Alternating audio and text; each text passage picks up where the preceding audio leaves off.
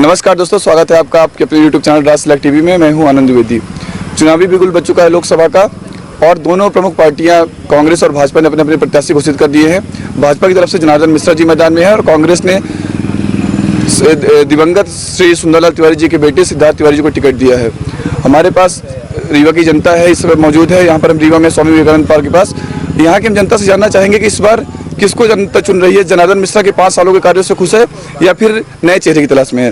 बताइए सर, नाम बताइए अपना। निपेन सिंह।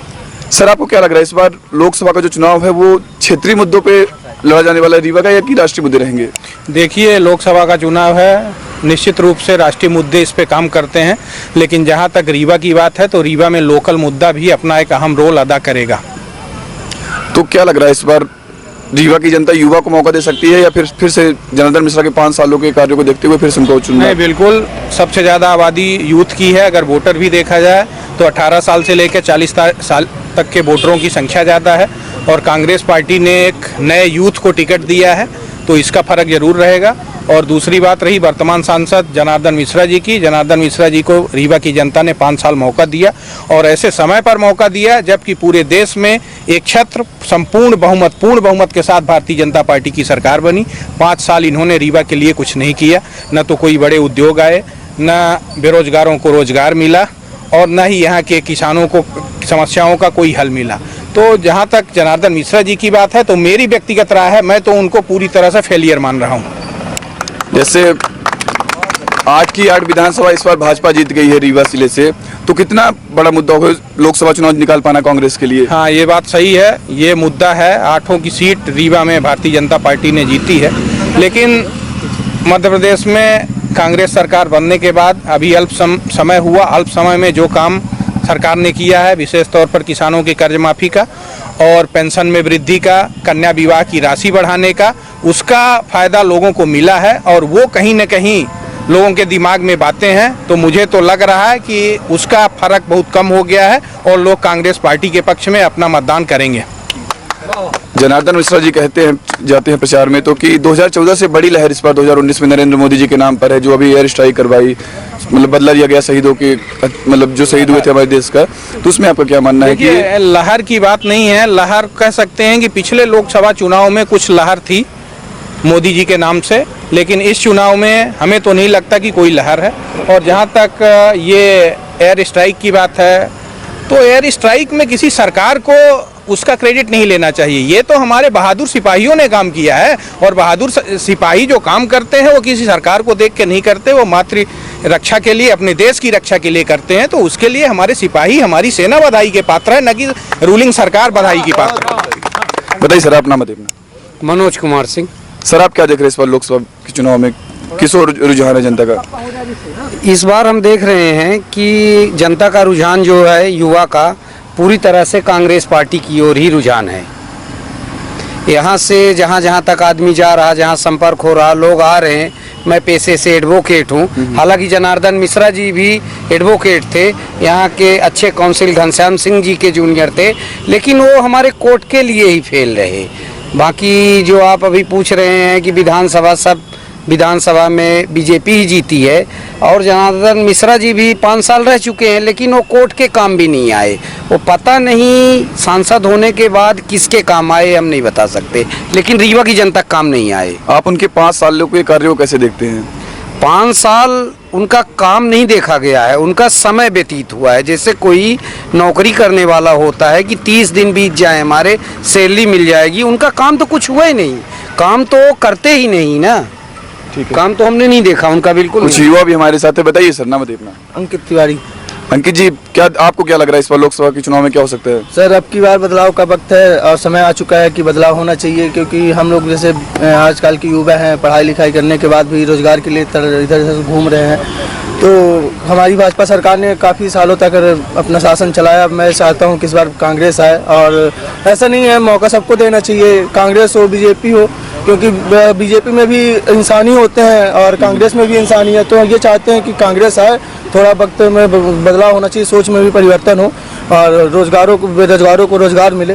ठीक है, बताइए सर, नाम बताइए अपना। गुरु प्रसाद तिवारी। सर क्या लग रहा है आपको इस बार जनार्दन मिश्रा या सिद्धार्थ तिवारी? इस बार तो जो समझ में आया अभी तक की स्थिति और आगे भी स्थिति ये है कि कांग्रेस यहाँ से जीतेगी चुनाव, सिद्धार्थ तिवारी यहाँ से सांसद बनेंगे। इसका कारण एक तो युवा हैं, दूसरा ये है कि जनार्दन मिश्रा जी हम पूरे रीवा के जनता ने 5 साल उनको काम करने का मौका दिया और 5 सालों में उन्होंने, हमको तो नहीं लगता कि अपने यहाँ कम से कम 827 करीब लगभग ग्राम पंचायतें हैं, ठीक है ना, और 11 नगर पंचायतें हैं, तो हमको नहीं लगता कि वो बराबर इन पूरे अपने लोकसभा क्षेत्र में वो पहुँच पाए होंगे और न स्वास्थ्य के लिए, न शिक्षा के लिए, न रोजगार के लिए उन्होंने कोई ठोस कदम नहीं उठाया। रीवा लोकसभा से इस बार प्रमुख मुद्दे कौन से होने वाले हैं चुनाव के? रीवा लोकसभा से प्रमुख मुद्दे हैं भारतीय जनता पार्टी के सांसद जनार्दन मिश्रा के, बिल्कुल उन्होंने कोई काम किया नहीं इस संसदीय क्षेत्र में, इस जिले में, और सबसे बड़ी उनकी नाकामी है। और ये हमारा जो मतलब जो कांग्रेस पार्टी से जो अभी जिनको टिकट मिला है वो युवा चेहरा हैं, अच्छे, इनके पिताजी अच्छे नेता थे, अच्छे लायर थे और इनके यहाँ कम से कम कई सालों से ये राजनीतिक घराना रह चुका है और इनको काफ़ी अनुभव है काम करने का। अगर इनको आप लोग मौका देंगे तो ये ज़रूर कुछ न कुछ रीवा में विकास करेंगे। अभी ST/SC एक्ट लागू करवाए थे अध्यादेश लाकर, उसके बाद 10% गरीबों को आरक्षण दे दिया गया, तो सामान्य में क्या स्थिति बन रही है इस बार फिर से, मतलब क्या कैसे चल रहा है? नहीं, ये तो खैर अभी ये तो चुनावी जुमलेबाजी थी इनकी, जो भारतीय जनता पार्टी के ऊपर से अब की SC/ST एक्ट वो करो, ख़त्म करो, फिर ये अध्यादेश लाओ, फिर ये 10% आरक्षण दो, इससे कोई फायदा विशेष नहीं मिलेगा। और कांग्रेस पार्टी इस बार हमको लगता है कि यहाँ रीवा में उनका सांसद बनेगा। ठीक है सर, बताइए सर, नाम बताइए अपना। प्रभाकर द्विवेदी। प्रभाकर जी, आपको क्या लग रहा है इस बार रीवा लोकसभा में क्या होने वाला है? रीवा लोकसभा में जहाँ व्यक्ति विशेष की बात हो रही है, यहाँ पे इससे अच्छा मौका नहीं आ सकता, क्योंकि युवाओं की जो संवेदना है, जो भी समस्या है, एक युवा समझ सकता है। इसलिए हम चाहते हैं सिद्धार्थ तिवारी जी भारी बहुमत से आएंगे। तो कांग्रेस पार्टी ने एक युवा को टिकट देकर बहुत बड़ा दाव खेल दिया, बहुत अच्छा किया है व्यक्ति विशेष जहाँ तक, और यहाँ पे बीजेपी कांग्रेस से मतलब नहीं है, यहाँ पे व्यक्ति विशेष से मतलब है। वर्तमान सांसद जनार्दन मिश्रा जी थे, उनके कार्य को आप कैसे देख रहे हैं? जो 5 साल उनके कार्य थे, उनका तो एकदम खत्म था, कोई मतलब का काम नहीं था, क्षेत्र में सक्रिय नहीं थे। जैसे हमारे भैया बताए, उन्होंने समय व्यतीत किया, सिर्फ समय व्यतीत किया। ठीक है, बताइए सर, नाम बताइए अपना। अमित सिंह नाम। अमित जी, आप एक युवा भी हैं, आप क्या देख रहे हैं? आप इस बार युवा किसके साथ जा रहे हैं? युवा के साथ जा रहे हैं कि जनार्दन मिश्रा को फिर से एक बार मौका दे सकते हैं मोदी के नाम पर? नहीं, युवा क्या है कि युवा जो हमारे ये सिद्धार्थ तिवारी जी हैं उनके साथ जा रहे हैं, क्योंकि हम एक युवा हैं और जिस तरह की बातें हम अपने युवा नेता के साथ रख सकते हैं, उस तरह के हम उनसे सीनियर के साथ नहीं बोल सकते, नहीं वो कर सकते। वो काफ़ी सपोर्ट कर सकते हैं हम लोगों का, जैसे कि हर तरह की बातें हम रख सकते हैं, बेरोजगारी का किसी भी तरह का है, जैसे हमारे गुड़ में पावर प्लांट लगा है, हमारे लोग यहाँ बेरोजगार हैं, बाहर के लोग आके जॉब कर रहे हैं, तो ये सब बातें कई तरह की हैं कि भाजपा के जो शासनकाल था उसमें किसी भी तरह का हमें सहयोग नहीं मिला है और नाकामी दिख रही है उनकी। रोजगार भी इस बार एक बड़ा मुद्दा होने वाला है। जैसे देखिए वैकेंसीज जो है किसी भी तरह की, देखिए गवर्नमेंट कंपटीशन है, ये सब है, हर तरह के बच्चे तैयारी कर रहे हैं, सब कुछ कर रहे हैं, लेकिन उन्हें नाकामी दिख रही है। ना तो सही ढंग की पोस्टें आ रही हैं किसी भी क्षेत्र, किसी भी फील्ड की, और ना बच्चे संतुष्ट हो पा रहे हैं।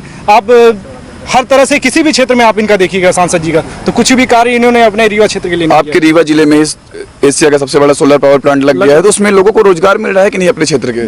काफी मतलब ना के बराबर है, बाहर के लोग आके जॉब कर रहे हैं, हम मजदूरी के उसमें बेचारे इधर उधर भटक रहे हैं, सब कुछ। हम लोग इंटरव्यू नहीं जा सकते, मतलब गए तो वहाँ सिलेक्शन का कोई चांस बिल्कुल ना के बराबर दिख रहा है।